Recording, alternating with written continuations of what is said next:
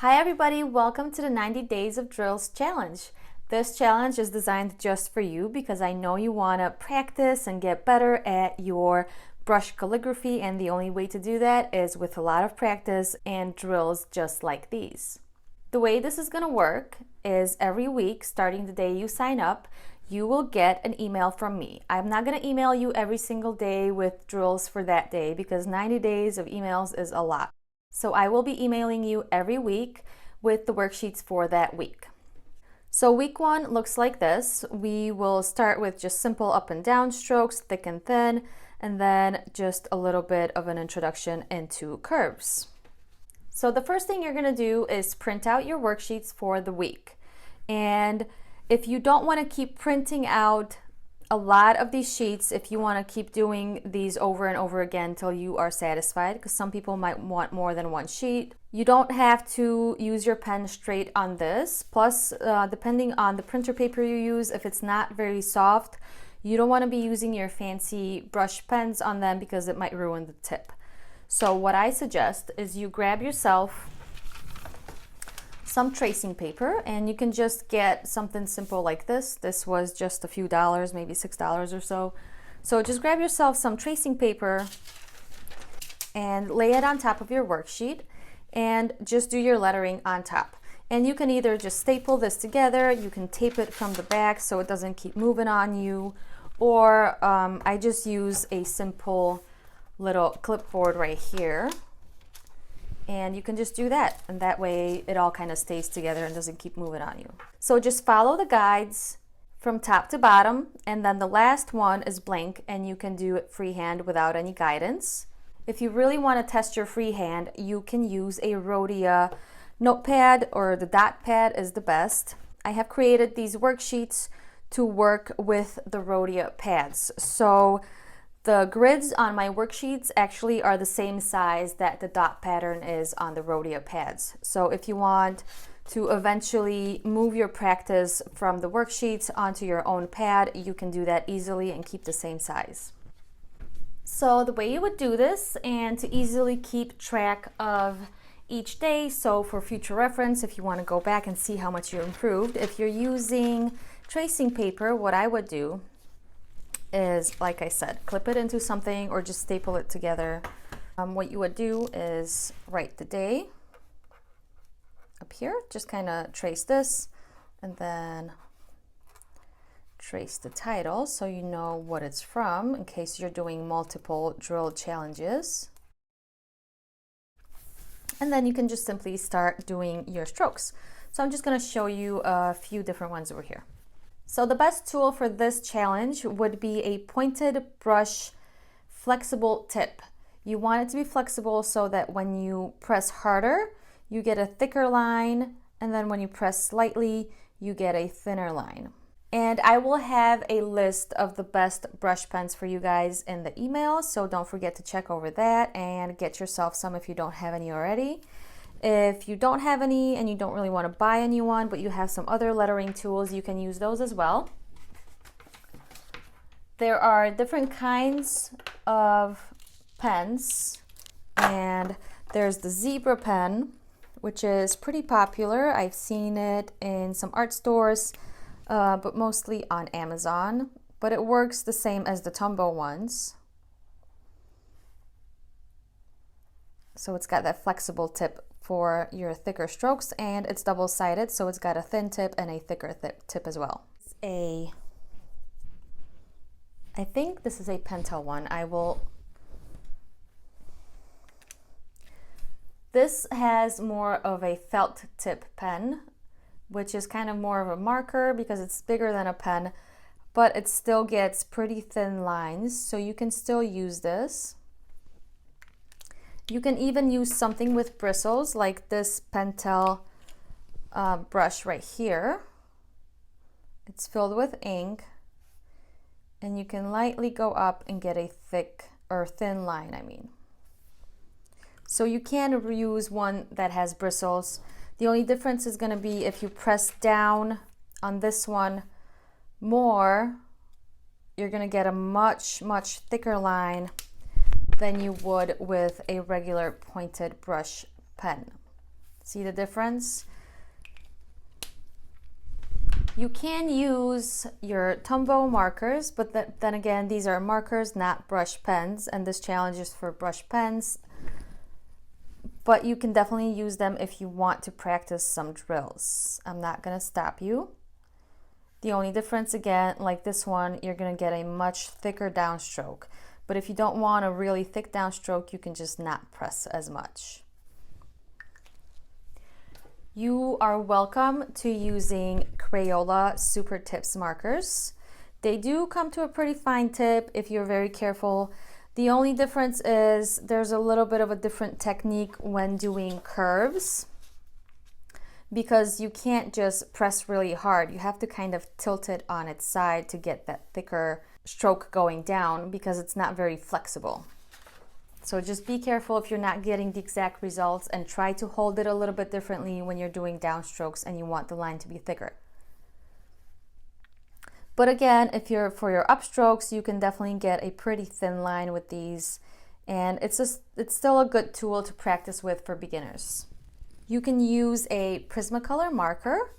This has a flexible felt tip point, which does a pretty good job in the thin area. And then again, like these two, it gets pretty thick if you press down hard. So you can use any of these tools. You're welcome to using whatever tool you want. Just keep in mind that these worksheets were created with these Tombow brush pens, and they are pretty thin. So if your strokes are thicker than the ones on the worksheet, that's just because you're using a different tool that's a lot thicker and has more ink, or just has a bristled tip. You can also use my favorite, the water brush. And if you choose the smallest size, it's not that bad. It's kind of going to be the same size as a Tombow marker. So, ooh, that bleeds though. Bleeds a lot. So if you're using these, don't use them on tracing paper. Just use it on regular paper, on your regular printout. But you can get nice thick downstrokes as well with this. So I'm just quickly going to show you all the days and how you're going to do each day. So day one is thin upstrokes. And you're just barely going to press. You're going to hold it very lightly, not a lot of pressure. Get as thin as you can. And of course, as straight as you can. And the tip I have for you here is, if you want really straight lines, is not to go with your wrist, because that will create kind of a curve, is to go lock your wrist and just kind of move your whole arm. And it's not a big movement either, so just a little bit. And the way you hold your pen is entirely up to you, because I've seen people hold them in weird ways and it works for them, so I'm not gonna tell you exactly how to hold it. The only tip I have, of course, is if you want thick downstrokes and thin upstrokes, you have to hold it at an angle. So don't hold it like this. You have to kind of hold it at an angle. And I usually try to keep 3 of my fingers down and under the pen, and then hold the pen kind of like this between these 3 fingers right here. So my 3 fingers are always below the pen.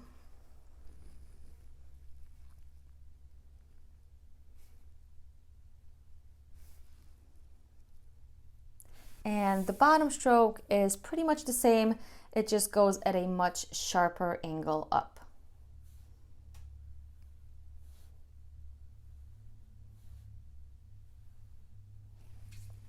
All right, day 2 are downstrokes, and these are going to be thicker. So just start at the top and pull down.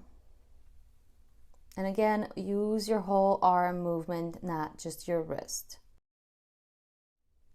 And then this one again, you start right here at the top and you pull down.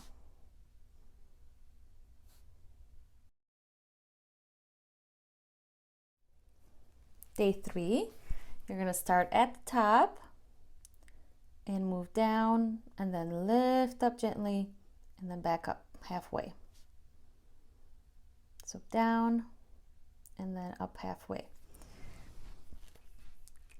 And I will show you how this would look if you were using your Tombow markers, because I'm pretty sure some people are going to be using these. So you're just going to go thicker and then lift up lightly. And this isn't as thick as you can get. You can get a lot thicker with a Tombow. So it depends what kind of pressure you want to practice here. If you want to just kind of stay close to what I created on the worksheets and just practice very light pressure going down, you don't have to always have really thick strokes either. You can kind of be in the middle range right here. So this is perfect. This is perfect practice for you guys. And you can use the Crayola as well. Just like I said before, you have to kind of hold it at a weird angle and then bring it up.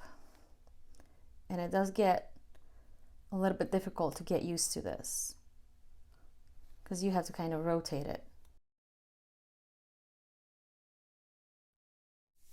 And day 4 is just the opposite.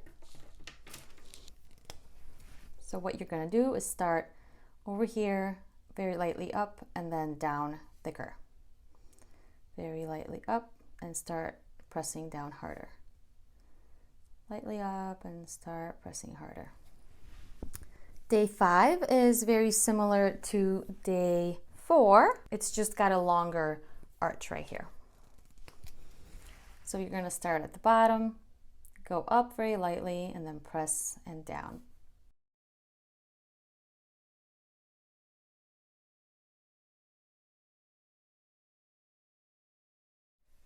And the bottom one is just wider, but it's the same stroke.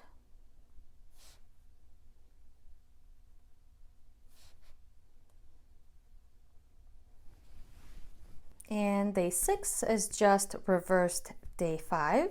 So you're first going to start with a thick down stroke and then slowly lift up and make it a thin stroke.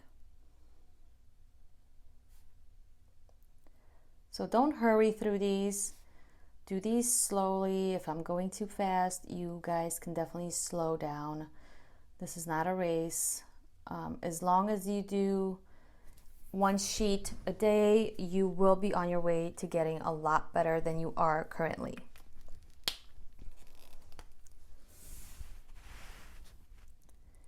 And of course, if you want to get more practice in, just print out more of these sheets or grab more tracing paper and practice as much as you want.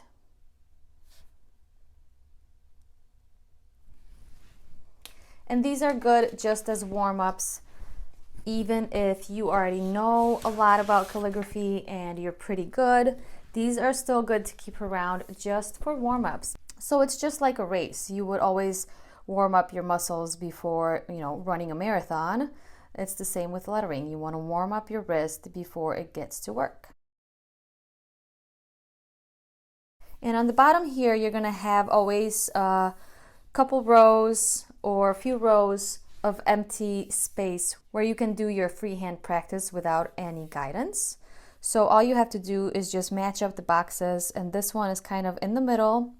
So you're going to keep it in the middle starting at the second line, and then just kind of see how it goes and try to recreate it down here. And it's not going to be perfect, of course, because you're just trying to kind of copy it, but you're going to see that you're going to get better and better just at the stroke itself and the shape that you keep creating over and over. So that's it, guys, and the only tip I really have for you is practice, practice, practice, and you will get your results. If you sign up for this challenge but don't actually do the work, you're not going to get any better and you're just going to be frustrated. So if you're signed up, please do the work. No excuses. 1 sheet a day is not a lot. You can do this during lunch. You can do this during your break at work. You can do this in the morning while your kids are eating breakfast, or whenever you can find just a few minutes of free time for yourself. Just do 1 sheet a day. So see you guys on Instagram, and don't forget to tag me 2 easels. And don't forget to use the hashtag 90 days of drills. so that everyone can find you and you can keep tabs on everybody else participating in this challenge. You can make some friends. Also, don't forget to join the Facebook group. It's called The Lettering Hive, and I will send you an invitation along with everything else that I'm sending you already. And just have fun with it. Don't stress too much if you're not getting better within a few days. This might take a little bit of time for some of you, but just keep doing it and you will get better. See you there.